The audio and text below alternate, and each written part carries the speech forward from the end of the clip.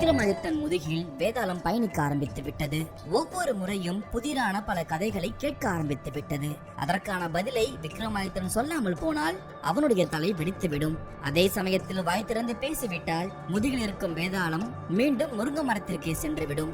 இப்படியான சூழ்நிலையில் மீண்டும் இரண்டாம் முறையாக வேதாளத்தை பிடித்து முதுகில் கட்டி தன் பயணத்தை தொடர்ந்த விக்ரமாதித்தனுடைய முதுகில் இருந்த வேதாளம் அடுத்த புதிர்கதையை சொல்ல ஆரம்பித்தது.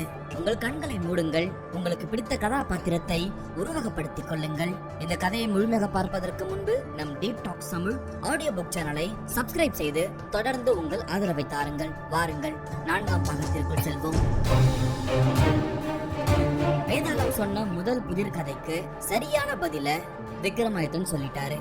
திரும்பவும் வேதாளம் முருங்கை மரத்துக்கு ஏற விடாமுயற்சியும் தன்னம்பிக்கைய வச்சு வேதாளத்தை திரும்பவும் முதுகுல வச்சுக்கிட்டு விக்ரமாதித்தன் பயணத்தை ஆரம்பிச்சாரு.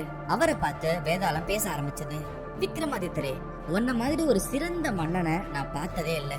உன் கூட பயணம் பண்றது எனக்கு மகிழ்ச்சியா தான் இருக்கு. அதனால அடுத்த ஒரு புதிர் கதையை சொல்றேன். இந்த கதைக்கு நீ சரியான பதில சொல்லல அப்படின்னா உன் தலை வெடிச்சிடும். கதையை சொல்லட்டுமான்னு சொல்லி கதைய ஆரம்பிச்சது வேதாளம். முன்னொரு காலத்துல வாஜபுரம் அப்படின்ற ஒரு நகரம் இருந்துச்சு. அதுல அரிசுவாமி அப்படின்ற அந்தனர் இருந்தாரு. அவரு அரசாங்க உத்தியோகத்துல இருந்ததுனால அவரோட குடும்ப வாழ்க்கை ரொம்ப சந்தோஷமா இருந்தது. அவருக்கு ஒரு பொண்ணும் ஒரு பையனும் இருந்தாங்க. அந்த பொண்ணோட பேரு சந்திராவதி. அவ ஒரு பேரழகி. வெறும் அழகி மட்டும் கிடையாது, கல்வியிலையும் கலையிலையும் அவ ரொம்ப சிறந்து விளங்குனா. அவளுக்கு கல்யாண வயசு வந்துருச்சு. அதனால சந்திராவதிக்கு திருமணம் பண்ணி வைக்கலாம் அப்படின்னு குடும்பத்தார் ஆசைப்பட்டாங்க. சந்திராவதி கிட்ட அதை சொன்னாங்க. அதை கேட்ட சந்திராவதி ரொம்ப கோவப்பட்டா. கல்யாணம் நான் ஒரு வாட்டி தான் பண்ணிக்க போறேன். அதனால என் மனசுக்கு பிடிச்ச மாதிரியான ஒரு மாப்பிள்ளை எனக்கு வேணும். அதே சமயம் என் அறிவுக்கும் திறமைக்கும் ஏத்த மாப்பிள்ளையா அவர் இருக்கணும். அப்படி ஒரு மாப்பிள்ளைய கொண்டு வந்தா அவரை நான் கல்யாணம் பண்ணிக்கிறேன் அப்படின்னு குடும்பத்துக்கிட்ட சந்திராவதி சொன்னா. எப்படியோ தன்னுடைய மக கல்யாணத்துக்கு சம்மதம் சொன்னதே பெரிய விஷயம் நினைச்சு அவ கேட்ட மாதிரியான மாப்பிள்ளைய தேட ஆரம்பிச்சாங்க. ஒரு நாள் அவளுடைய அப்பாவான அரிசுவாமி தவசீலன் அப்படின்ற ஒரு இளைஞனை சந்திச்சாரு. அந்த இளைஞனுக்கு சந்திராவதி ரொம்ப பிடிச்சிருந்தது. நான் உங்க மகளை கல்யாணம் பண்ணிக்க ஆசைப்படுறேன்னு சொல்ல, அதை கேட்ட அவரு, நீ சொல்றது கரெக்ட் தான், ஆனா என் மகளுக்கு நிறைய நிபந்தனைகள் இருக்கு. நீ எந்த வகையில சிறந்தவன் அப்படின்றத நிரூபிச்சாதான் என் மக உன்னை கல்யாணம் பண்ணிப்பான்னு சொல்ல, அதை கேட்ட அந்த தவசீலன்ற இளைஞன், என்கிட்டயும் திறமை இருக்கு அப்படின்னு சொல்லிட்டு வானத்துல பறந்து செல்ற ஒரு இயந்திர விமானத்தை உடனே தயார் பண்ண ஆரம்பிச்சான். அதுல அவனும் அரிசுவாமி ஏறி வானத்துல பறக்க ஆரம்பிச்சாங்க. அப்படியான விமான பயணத்தை இது வரைக்கும் அவரு மேற்கொண்டதே கிடையாது. அதை பார்த்து அவரு ரொம்ப சந்தோஷப்பட்டாரு, ஆச்சரியப்பட்டாரு. அப்ப இவன் தான் என் பொண்ணுக்கு ஏத்த சிறந்த மாப்பிள்ளை முடிவு பண்ணி அவங்கிட்ட வாக்குறுதி கொடுத்தாரு. உன்னுடைய இந்த சாதனையை பார்த்து நான் பிரமிச்சு போயிட்டேன். கண்டிப்பா என் பொண்ணும் பிரமிச்சு போயிடுவா. அதனால இன்னையில இருந்து 7வது நாள் உனக்கும் என் பொண்ணுக்கும் கல்யாணம்னு வாக்குறுதி கொடுத்துட்டு அங்கிருந்து கிளம்பிட்டாரு. அடுத்த நாள் அரிசுவாமிக்கு ஒரு மகன் இருக்கான்ல, அவனுடைய பெயர் தேவசுவாமி.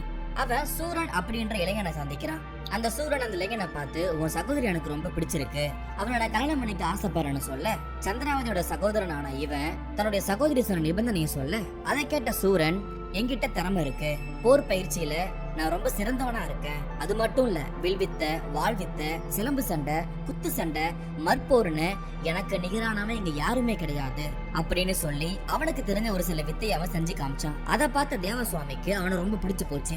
என் சகோதரி தேர்ற உண்மையான மாப்பிள்ள நீதான்னு சொல்லி அடுத்த நிச்சயத்திலே உனக்கும் அவளுக்கு கல்யாணம்ன்ற வாக்குறுதியை கொடுத்து அவன் அங்கிருந்து கிளம்பிட்டான். அடுத்த நாள் சந்திராவதியோட தாய் ஒரு இளைஞனை சந்திக்கிறா. அவனுடைய பெயர் ஞானி. அவன் சந்திராவுடைய தாயை பார்த்து, எனக்கு உங்க பெண்ணை கல்யாணம் பண்றதுக்கு விருப்பமா இருக்கு, நீங்க சம்மதம் சொன்னா கல்யாணம் பண்ணிக்கிறேன்னு சொல்ல, அந்த தாயும் சந்திராவதி சொன்ன நிபந்தனையை சொல்ல, அதை கேட்ட இளைஞன், அப்படியா, நானும் திறமைசாலிதான், என்னால நிகழ்காலம், எதிர்காலம், இறந்த காலம் அப்படின்னு முக்காலத்தையும் பார்த்து சொல்ல முடியும். நேத்து என்ன நடந்துச்சு, இன்னைக்கு என்ன நடக்கும், நாளைக்கு என்ன நடக்க போகுது, இது எல்லாமே எனக்கு தெரியும் அப்படின்னு அந்த இளைஞன் சொல்ல, அவனுடைய திறமையை சோதிச்சு பாக்குறதுக்கு சந்திராவதியோட தாய்க்கு மட்டுமே தெரிஞ்ச ஒரு ரகசியத்தை, கடந்த காலத்துல நடந்த ஒரு ரகசியத்தை சொல்ல முடியுமான்னு சொல்ல, அந்த இளைஞனும் சரியா சொல்ல, அதை பார்த்து அவளுடைய தாய் வியந்து போனான். என் பொண்ணுக்கு ஏத்த சரியான மாப்பிள்ள நீதான்னு சொல்லி அவளுடைய தாய் ஞானின்ற இளைஞனுக்கு வாக்குறுதி கொடுத்துட்டு கிளம்பிட்டா. இப்படி சந்திராவதியோட அப்பா, சகோதரன், தாய் 3 பேருமே 3 இளைஞனை தேர்ந்தெடுத்துட்டாங்க. அந்த 3 பேருமே குறிப்பிட்ட நாள் அன்னைக்கு ஒன்னா வந்துட்டாங்க. இவங்க 3 பேருமே தனித்தனியா தான் தேர்வு பண்ணிருக்காங்க. அந்த 3 மாப்பிள்ளையும் வரவும் அவங்களுக்கு என்ன பண்றதுன்னு தெரியல. திருமண நாளும் வந்துருச்சு.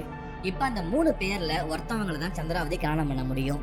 ஒரு பக்கம் தவசீலன், ஒரு பக்கம் சூரன், ஒரு பக்கம் ஞானி, 3 பேருமே இருக்க தனக்கான மாப்பிள்ளை யாருன்ற முடிவை சந்திராவதி தான் எடுத்தாகணும். அதனால 3 பேர்கிட்டையும் அவங்கள கூட்டிட்டு வந்த அப்பாவும் சகோதரனும் தாயும் 3 பேருமே கோச்சிக்காதீங்க, என் பொண்ணு வந்து உங்க 3 பேர்ல யாரு சிறந்தவர் அப்படின்றத அவளே முடிவு பண்ணி கல்யாணம் பண்ணிப்பான்னு சொல்ல அந்த 3 பேரும் அதுக்கு ஒத்துக்கிட்டாங்க. சந்திராவதி அறையில இருந்தா. அவளை அடைக்கிறதுக்கு தாய் உள்ள போனப்ப அங்க சந்திராவதியை காணோம். திடீர்னு அந்த பொண்ணு காணாம போனது அங்க இருந்த எல்லாருக்குமே ரொம்ப அதிர்ச்சியா இருந்தது. எங்க போயிருப்பான்ற குழப்பம் இருந்துச்சு. உடனே ஞானின்ற இளைஞன், யாரும் கவலைப்படாதீங்க, என்னால கண்டுபிடிக்க முடியும்னு சொல்லி அவன் கத்துக்கிட்ட ஞான சாஸ்திர அடிப்படையில அவளுக்கு என்ன ஆச்சு அப்படின்ற விஷயத்த கண்டுபிடிக்க ஆரம்பிச்சான். ஒரு அரை மணி நேரம் கழிச்சு அவன் ஞான திருஷ்டியில அவ இருக்கிற இடத்தையும் கண்டுபிடிச்சிட்டான்.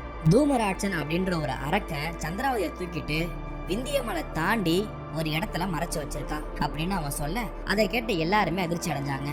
ஐயோ, என் மகன் அவ்வளவு தூரத்துல இருக்காளா, அவ்வளவு தூரம் போய் நான் எப்படி கூட்டிட்டு வர்றது, அவளுக்கு என்ன ஆகுமோ தெரியலையேன்னு அப்பா புலம்ப.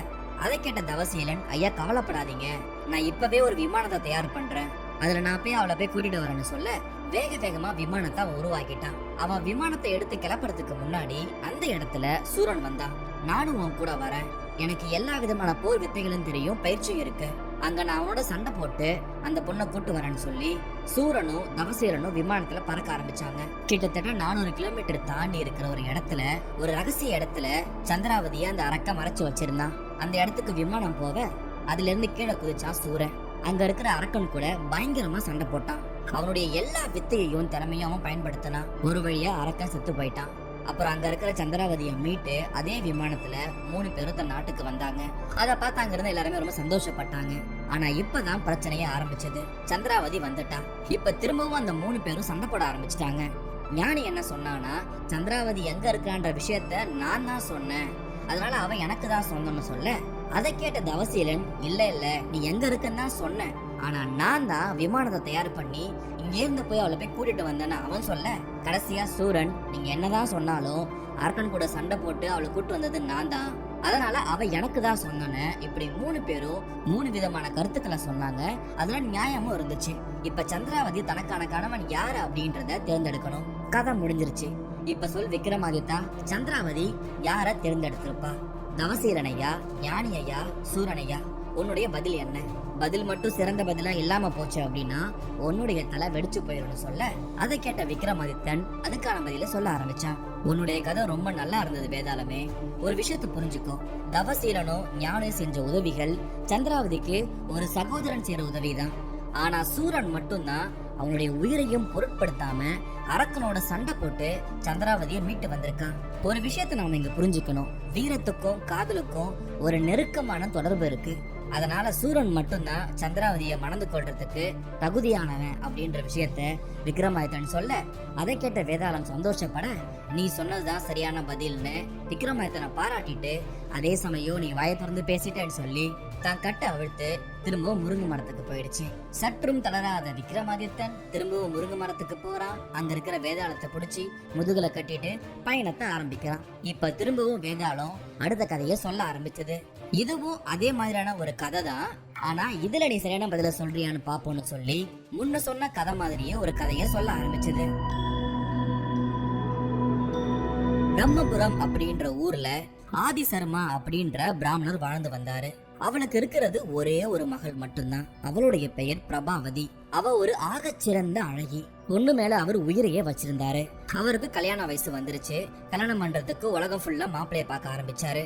அவருக்கு தெரிஞ்சவங்க, தெரியாதவங்க, சொந்தக்காரங்க, நண்பர்கள்னு எல்லார்கிட்டையும் என் பொண்ணுக்கு ஏத்த நல்ல மாப்பிள்ளைய கண்டுபிடிச்சு கொடுங்கன்னு சொல்லி பேச ஆரம்பிச்சாரு.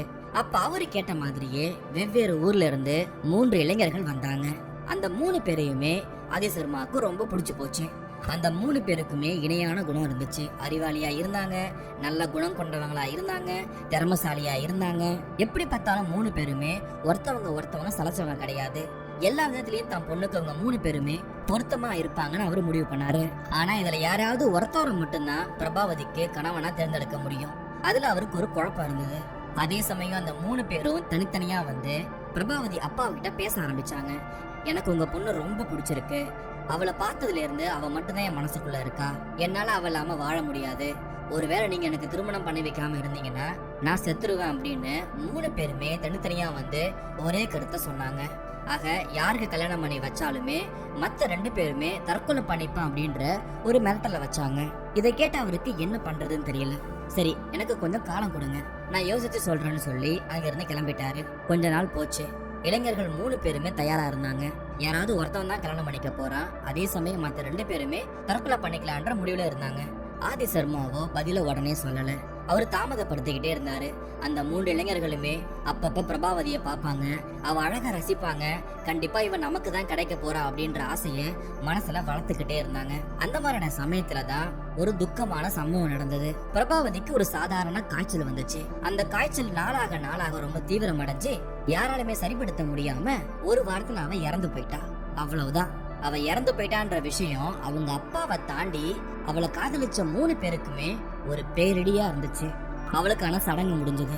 அந்த 3 பேர்ல ஒருத்தவன் பிரபாவதிய தகனம் பண்ண அதே மயானத்துல ஒரு குடிசைய போட்டு தங்கி பிச்சை எடுத்து சாப்பிட்டு அவளுடைய சாம்பல் மேலேயே படுத்து காலங்கழிக்க ஆரம்பிச்சுட்டான்.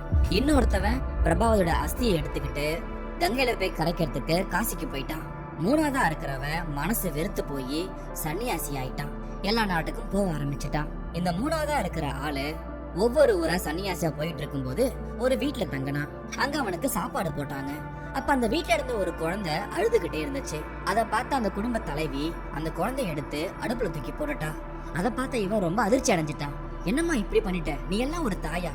ஒரு குழந்தை அழுத அதை சமாதானப்படுத்தணும். இப்படி மனசாட்சியே இல்லாம நெருப்புல போட்டு கொன்னுட்டியே. ஐயோ, உன் வீட்டு சாப்பாடை நான் சாப்பிட்டா எனக்கு பெரிய பாவம் வந்துடும் சொல்லி அங்கிருந்து எழுந்துச்சாரு.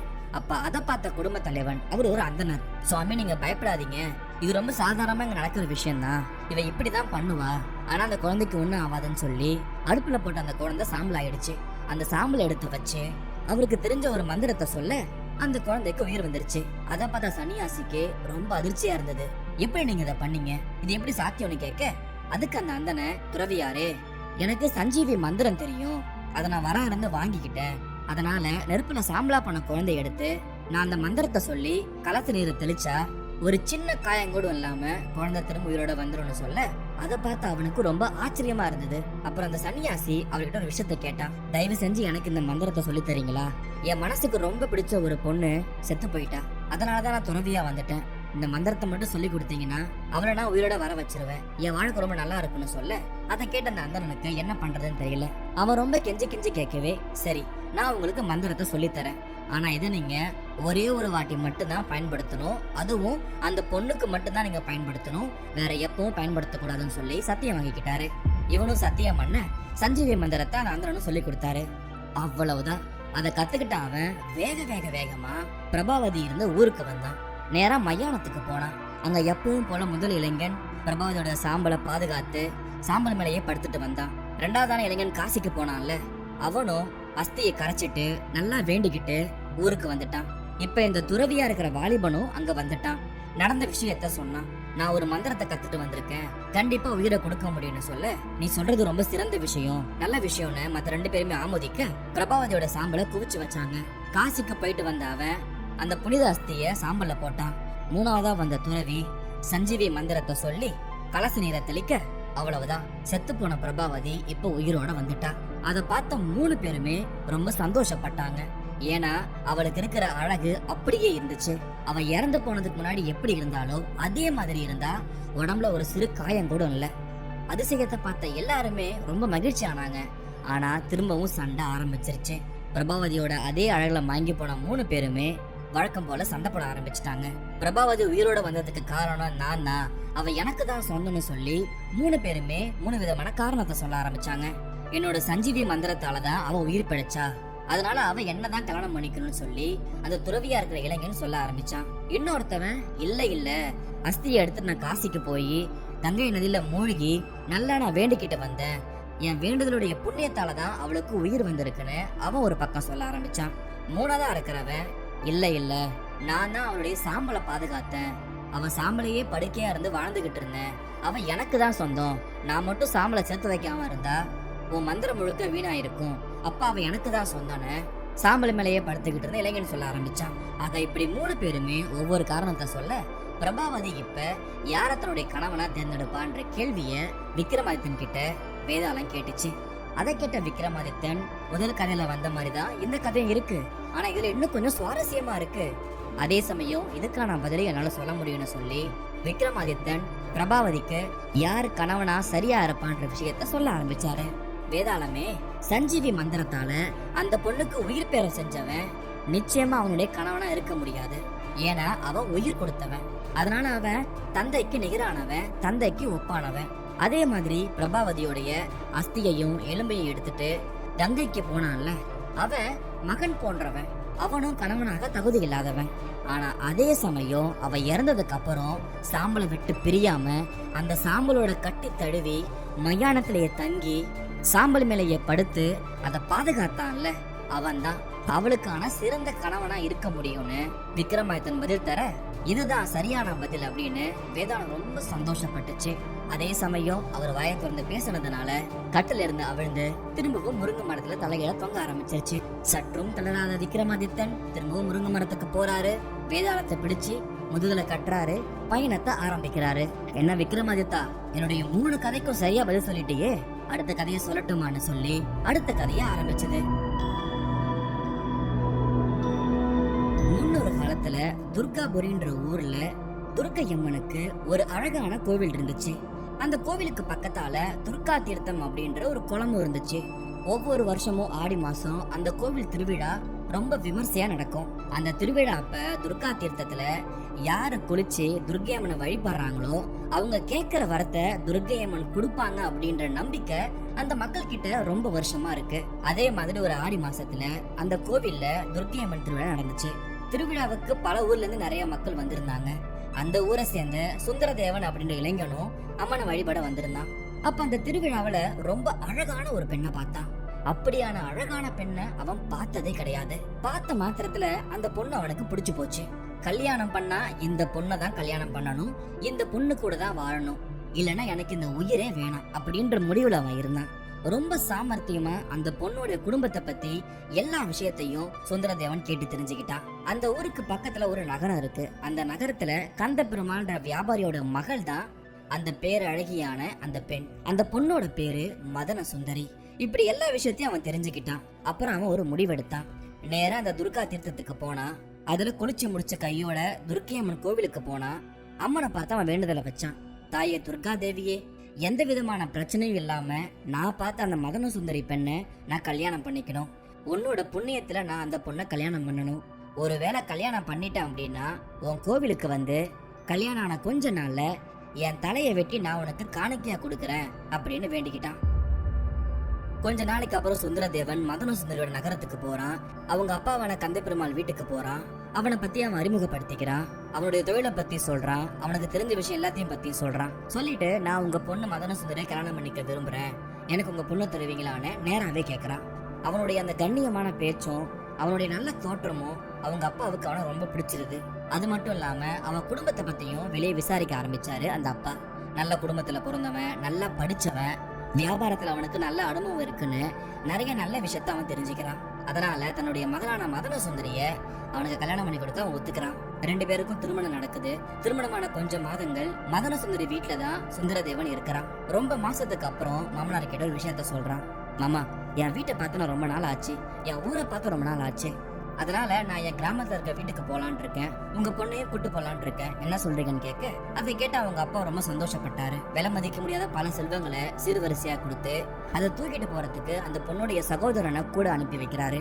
சுந்தரதேவனும் அவனுடைய மனைவியான மதன சுந்தரியும் அவனுடைய சகோதரனும் துர்காபுரிக்கு போறாங்க.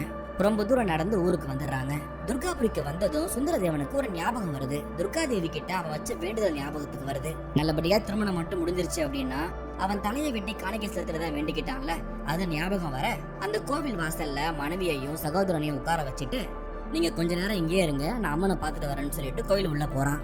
துர்க்கை அம்மன் சன்னதிக்கு போனதும் வேண்டுதலை நிறைவேற்றுறதுக்காக அம்மனுடைய கையில இருந்த வாளை எடுத்து தான் தலையை வெட்டி உயிரை விட்டுறான். கோவிலுக்குள்ள போனா தன்னுடைய புருஷன் ரொம்ப நேரம் ஆகி வெளியே வரலன்னு சொல்லி தன்னுடைய சகோதரனை கோவிலுக்குள்ள அனுப்பி வைக்கிறா அந்த பொண்ணு. அவன் உள்ள போய் பார்த்த உடனே சகோதரியோட கணவன் தலையை வெட்டி கிடக்கிறத பார்த்து அவன் ரொம்ப அதிர்ச்சிக்குள்ளாவறான். இப்ப நான் வெளியே போய் இந்த விஷயத்த எப்படி சொல்றது, அது எனக்கு ரொம்ப கஷ்டமாச்சேன்னு சொல்லி அவனும் அங்க இருக்கிற கத்தி எடுத்து அவன் தலையை வெட்டி உயிரை விட்டுறான். ரொம்ப நேரம் ஆகியும் தன்னுடைய கணவனும் சகோதரனும் ஏன் வெளியே வரல நினைச்சு அவளும் துர்க்கியம்மன் சன்னதிக்குள்ள போறா. உள்ள போனதும் அந்த 2 பேரும் இறந்து கிடக்கிறத பார்த்து ரொம்ப அதிர்ச்சிக்குள்ளாயிட்டான். யாரு இவங்களை கொன்னாங்க, இவங்களுக்கே இந்த மாதிரி ஆச்சு, அப்படி இப்படின்னு நிறைய விஷயத்த நினைச்சு அவ புலம்ப ஆரம்பிச்சுட்டான். அப்புறம் அங்க இருக்கிற அம்மனை பார்த்து, அம்மா தாயே, நான் என்ன பாவம் பண்ணேன், என் திருமண வாழ்க்கை ரொம்ப நல்லா தானே போயிட்டு இருந்துச்சு, ஒரு அழகான அன்பான கணவர் எனக்கு கொடுத்த, ஒரு நல்ல சகோதரனை கொடுத்த, இப்படி 2 பேர் உயிரை பறிச்சுக்கிட்டேயே, இப்படி என் வாழ்க்கையை குறையாக்கிட்டேயே, இனி நான் தனியால எப்படி இந்த உலகத்துல வாழ முடியும், என்னுடைய கணவரும் சகோதரரும் எங்க போனாங்களோ அங்கேயே நானும் போக ஆசைப்படுறேன் அப்படின்னு நினைச்சுக்கிட்டு அங்க இருக்கிற கத்தி எடுத்து அவளை வெட்டிக்கு அவ போனா.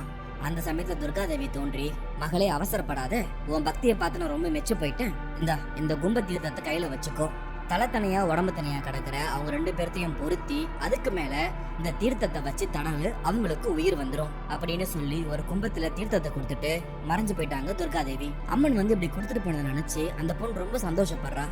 அவசரமா தலையோட உடம்ப சேர்த்து அந்த கும்ப தீர்த்தத்தை வைக்க உயிர் வந்துருது. ஆனா அதுக்கு முன்னாடி அவர் பெரிய தவறை பண்ணிடுறான். கணவனுடைய உடம்புல சகோதரனுடைய தலையையும் சகோதரனுடைய உடம்புல கணவனுடைய தலையையும் மாத்தி வச்சு அவ தண்ணிய வச்சு உயிரை கொடுத்துடுறான். இப்ப 2 பேருமே உயிரோட வந்துடுறாங்க. அதை பார்த்த நம்ம மதன சுந்தரி திடுக்கிட்டு போறான். இப்ப நான் யார கணவரா ஏத்துக்கிறதுன்றதுல அவளுக்கு ஒரு மிகப்பெரிய குழப்பம் வந்துருச்சு. கதை முடிஞ்சிருச்சு. சோ விக்ரமாதித்யா, இப்ப நீ சொல்லு, மதன சுந்தரிக்கு உண்மையில யார் கணவனா இருக்க முடியும்? இதுக்கான சரியான பதில நீ சொல்லாம போனா உன் தலை வெடிச்சிரும். சொல்லு, யார் கணவனா இருக்க முடியும்? இந்த கேள்வியை கேட்க அது வரைக்கும் அமைதியா கதையை கேட்டு விக்ரமாதித்தன் அதுக்கான சரியான பதில சொல்ல ஆரம்பிச்சாரு. வேதாளமே, உனக்கு ஒரு பழமொழி ஞாபகம் இருக்கா? என்சான் உடம்புக்கு சிரசே பிரதானம் அப்படின்ற ஒரு பழமொழி இருக்கு.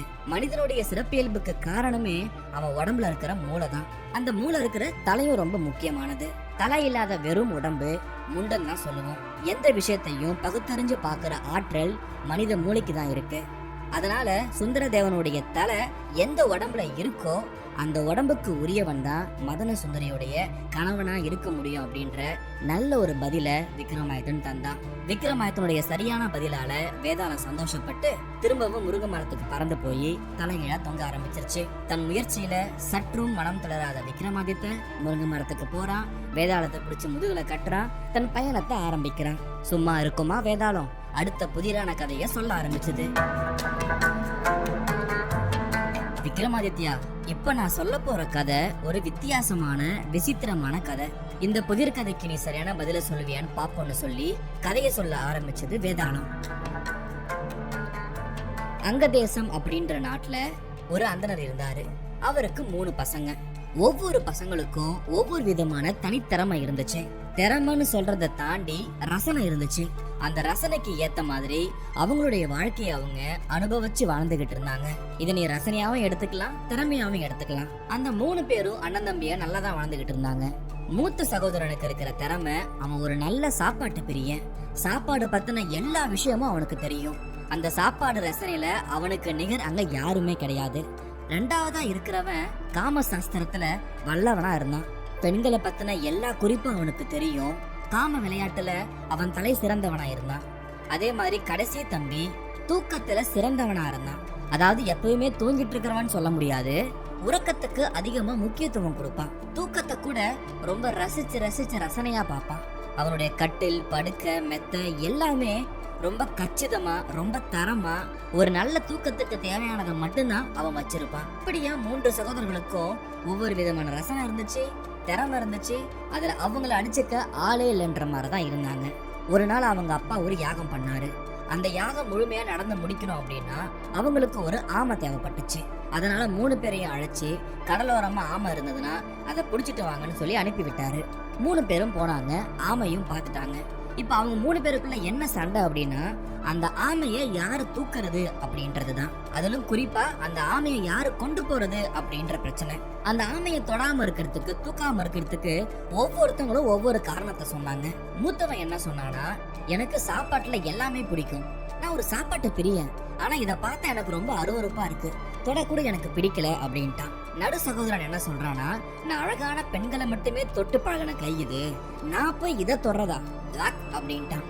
மூணாவதா இருக்கிற சகோதரன், ஐயோ இதை மட்டும் நான் தொட்டு தூக்கிட்டேன் அப்படின்னா எனக்கு நிம்மதியான தூக்கமே வராது, என் தூக்கத்தையும் அது கெடுத்துரும் அப்படின்னு சொல்லி ஆளுக்கு ஒரு காரணத்தை சொன்னாங்க. அதே சமயம் இந்த ஆமையை கொண்டு போல அப்படின்னா யாகம் நின்னுரும், அது ஒரு பெரிய பாவம் ஆயிடுமே என்னன்னு யோசிக்க ஆரம்பிச்சாங்க. சரி, யார் இந்த ஆமையை தொடலாம் அப்படின்னு அரசன்கிட்ட கொண்டு போய் சொல்லலாம். அரசர் என்ன சொல்றாரோ அதே மாதிரி செய்யலான்னு முடிவு பண்ணி 3 பேர் அரசன்கிட்ட போறாங்க. அவங்க 3 பேருக்கு இருக்கிற திறமையை பத்தி அவங்க சொல்றாங்க. அதை கேட்டு ஆச்சரியப்பட்ட அரசன், இப்படியெல்லாம் திறமை இருக்குமா, இப்படியெல்லாம் ரசனை இருக்குமா, இதுல சிறந்தவங்க இருக்க முடியுமா அப்படின்னு ஒவ்வொருத்தவங்களை பத்தி அவர் ரொம்ப வியந்து கேட்டுட்டு இருந்தாரு. சரி, நீங்க இங்கேயே தங்குங்க, உங்க 3 பேர்ல யாரு சிறந்தவர்ன்றத நான் சொல்றேன், அதுக்கப்புறம் அந்த ஆமையை தூக்கத்தை பத்தி நாளைக்கு பேசிக்கலாம்னு சொல்லி 3 பேரையும் அங்கேயே தங்க வச்சாரு. ஆனா அரசரோட மனசுல இவங்களுடைய திறமையை நம்ம சோதிச்சு பார்க்கணும், இவங்க சொல்ற மாதிரி இவங்களுக்கு உண்மையா திறமை இருக்கா, அதுல அவங்க ரொம்ப சிறந்தவங்களா, உண்மையாலுமே அதுல ரசனை கொண்டாங்களான்றத சோதிச்சு பாக்குறதுக்கு ஒவ்வொருத்தவங்களும் தனித்தனியா சோதிச்சு பார்க்க விரும்பினாரு. அடுத்த நாள் விடிஞ்சது. மூத்தவரை கூப்பிட்டு, அதாவது சாப்பாடு பிரியன் இருக்காருல்ல, அவரை கூப்பிட்டு ஒரு பெரிய விருந்து ஏற்பாடு பண்ணி சாப்பிடுங்கன்னு சொல்லி அரசரும் அமைச்சரும் நிறைய பிரபுக்களும் உட்காந்து சாப்பிட ஆரம்பிச்சாங்க. எல்லாரும் விரும்பி சாப்பிட்டு இருக்கும் போது அந்த மூத்த சகோதரன் மட்டும், இந்த சாப்பாட்டுல ஒரு பொணவாறு அடிக்குது, கண்டிப்பா இதை நான் சாப்பிட மாட்டேன், நீங்களும் எப்படி சாப்பிடுறீங்கன்னு கேட்டாங்க. ஆனா அந்த அரிசியை பார்த்த அமைச்சர்களும் பிரபுக்களும், இல்லையே நல்ல மல்லிகைப்பூ வாசனை மாதிரி நல்லா தானே இருக்கு, இதுல என்ன குறை இருக்கு அப்படின்னு சொன்னாங்க. இருந்தாலும் சாப்பாட்டு பிரியன், இல்ல இந்த அரிசியில ஒரு பொணவாடை அடிக்குது, நான் சாப்பிட மாட்டேன் அப்படின்னு சொல்லிட்டாங்க. அவ அவ்வளவு உறுதியா சொல்லவும் அரசருக்கும் சந்தேகம் வந்துருச்சு. சாப்பாடு செய்யறவனை கூட்டு விசாரணை பண்ணாரு. சாப்பாடு செய்யும் போது ஏதாவது உள்ள விழுந்துருச்சா, இந்த அரிசி எங்க இருந்து வந்துச்சு, இப்படி நிறைய கேள்விகளை துருவி கேட்டாரு. கடைசியா அவர் அதிர்ச்சி ஆகிற அளவுக்கு ஒரு பதில் கிடைச்சது. அன்னைக்கு சாப்பிட்ட அவங்க சாப்பாடு நெல்லா இருக்கும்போது அந்த நெல்லை அறுவடை பண்ண இடத்துக்கு பக்கத்தால சுடுகாடு இருந்திருக்கு, அதனாலதான் இவனுக்கு பொணவாடை அடிச்சிருக்கு. அதை கேள்விப்பட்ட அரசர் அதிர்ந்து போனாரு. எப்படி இவ்வளவு சரியா சொல்லியிருக்கான், உண்மையாலுமே ரொம்ப திறமையானவன் தான், அதுல ரொம்ப சாமர்த்தியமானவன் தான், இது ஆச்சரியப்படக்கூடிய விஷயம் தான் நினைச்சு ரொம்ப சந்தோஷப்பட்டாரு. அப்புறம் வேற ஒரு அரிசியை கொண்டு வந்து அதுல வடிக்கப்பட்ட சாதம் மூலியமா அவனுக்கு பரிமாறி விருந்து முடிஞ்சது. அப்புறம் 3 பேரும் அவங்களுக்கு கொடுக்கப்பட்ட அறைக்கு போய் தூங்க போனாங்க. மூத்த சகோதரனுக்கு இருக்கிற திறமையை அரசர் பார்த்துட்டாரு. இப்ப 2ஆவதா இருக்கிற சகோதரனை சோதிச்சு பாக்குறதுக்கு அவனோட ரூமுக்கு அந்த அந்தபுரத்திலே ரொம்ப அழகா இருக்கிற ஒரு தாசி பெண்ணை அனுப்பி வச்சாரு. அவன் தான் கலா ரசிகனாச்சு. நாளைக்கு காலையில அந்த பெண் வந்ததுக்கு அப்புறம் அந்த பொண்ணு கிட்ட கேட்டு அவன் எப்படிப்பட்ட ரசிகன்றதை கேட்டு தெரிஞ்சுக்கலான்னு அரசன் ஆசைப்பட்டாரு. 2வது சகோதரன் இருக்கிற அறைக்கு அந்த பெண் போனா. ஆனா அந்த பொண்ணு அறைக்குள்ள போன அடுத்த கொஞ்ச நேரத்திலேயே 2வது சகோதரன் மூக்க மூடிக்கிட்டு, முதல்ல என் அறையை விட்டு நீ வெளியே போ, உன் கூட என்னால ஒன்னா இருக்க முடியாது, உன் உடம்புல இருந்து வெள்ளாட்டோடைய வாசம் அடிக்குது, அதை மூந்து பக்கம் எனக்கு ரொம்ப குமட்டெல்லாம் வருது, அறையை விட்டு வெளில பொண்ணு துரத்தி விட்டுட்டான். அதை கேள்விப்பட்ட அந்த மன்னன் வியந்து போனான். ஏன்னா அந்த பொண்ணு மேல இருந்து அந்த மாதிரியான ஒரு வாடை வரவே இல்லை. ஆனாலும் 2வது சகோதரன் அதுல ரொம்ப சிறந்தவன், அவனுக்கு ஏன் அப்படி தோணி இருக்கு? சரி, இந்த பொண்ணோட பூர்வீகத்தை பத்தி ஆராய்ச்சி பண்ணலான்னு சொல்லி அந்த தாசி பெண் எங்க பிறந்தா எங்க வளர்ந்தான்ற விஷயத்தெல்லாம் அமைச்சர் வழியா கேட்டு தெரிஞ்சுக்கிட்டாரு. அப்ப அவருக்கு அதிர்ச்சியான ஒரு விஷயம் தெரிஞ்சது. அந்த பொண்ணு சின்ன வயசுல இருக்கும்போது அம்மா அப்பா 2 பேருமே இறந்துட்டாங்க. அதனால அவளுக்கு தாய்ப்பால் கிடைக்கல. தாய்ப்பால் இல்லாததுனால வெள்ளாட்டு பாலை குடிச்சுதான் அந்த குழந்தை வளர்ந்துருக்கு. இதை கேள்விப்பட்ட மன்னன் திகைச்சு போயிட்டான். பெண் சுகத்தை அறியறதுல அந்த இளைஞனுக்கு நிகரா இந்த உலகத்துல யாருமே இருக்க முடியாதுப்பான்னு அவரு முடிவே பண்ணிட்டாரு அந்த அரசன். 2ஆம் சகோதரனை கூட்டு பாராட்டினாரு. இதே கையோட அதே இரவு நேரத்துல 3ஆம் சகோதரனையும் சோதிச்சு பாக்கணும்னு முடிவு பண்ணி தூக்கத்துக்கு சிறந்த அதே சமயம் அவன் ரசனைக்கு ஏத்த மாதிரி ரோஜா பூக்களால உருவாக்கப்பட்ட 7 மெத்தைய உருவாக்கி அந்த ரோஜா பூக்களால அலங்கரிக்கப்பட்ட கட்டில வச்சு அவரோட அறைக்கு அனுப்பி வச்சாரு. அது மட்டும் இல்ல, மனசுக்கு ரொம்ப இதமான நல்ல வாசனை வீசுற மாதிரியான புகையெல்லாம் போட்டு நல்ல காத்தும் குளிரும் வர்ற மாதிரியான விஷயத்தை ஏற்படுத்தி ஒரு நல்ல தூக்கத்தை கொடுக்கற மாதிரியான நிறைய விஷயங்களை அந்த அறைக்குள்ள வச்சாரு அந்த அரசன். அதுல ஏறி அந்த 3வது சகோதரன் படுத்தான். ரொம்ப நேரம் புரண்டு படுத்தான். ஆனா அவனால தூங்கவே முடியல. ஐயோ, என் முதுகுல என்னமோ குத்துதே, உரசுதே, வலிக்குதேன்னு புலம்பிக்கிட்டே இருந்தான். அப்புறம் எழுஞ்சு உட்கார்ந்து கத்த ஆரம்பிச்சுட்டான். யாரங்க, சீக்கிரம் வாங்க, இந்த மெத்தை என்னை புண்படுத்திக்கிட்டே இருக்குன்னு சொல்ல அவங்களுக்கு ஒன்னும் புரியல. ரோஜா பூக்களான ஆன மெத்தை தானே, இது எங்களை உங்களை புண்படுத்துது, இதுல ஒரு முள்ளு கூட இல்லையே அப்படின்னா இருக்க சேவர்கள் சொன்னாங்க. இல்ல என் முதுக நீங்க பாருங்க, என் முதுகுல மெலிசா ஒரு வளையம் இருக்கு பார்த்தீங்களா, அங்க செவுந்து இருக்கா, அந்த இடம் எனக்கு ரொம்ப வலிக்குது, இந்த மெத்தையில என்னமோ இருக்கு, எனக்கு தூக்கம் வரல அப்படின்னு சொல்லி அந்த 7 மெத்தையும் திரும்பி அனுப்பிட்டான். சேவகர்கள் அந்த மூட்டையை எடுத்துக்கிட்டு அரசன் கிட்ட போனாங்க. அரசே, இந்த மாதிரி அவர் சொல்லிட்டாரு, இதுல முழுக்க ரோஜாக்கள் மட்டும்தான் இருக்கு, ஆனா அவருடைய முதுகுல மெலிசா ஒரு முடி அளவுக்கு ஒரு கோடு இருக்கு, எங்களுக்கு ஒண்ணுமே புரியலன்னு சொல்ல அந்த 7 மூட்டையும் பிரிச்சு பார்த்தாங்க. 5 மூட்டையிலையும் ஒண்ணுமே இல்ல, முழுக்க முழுக்க ரோஜா.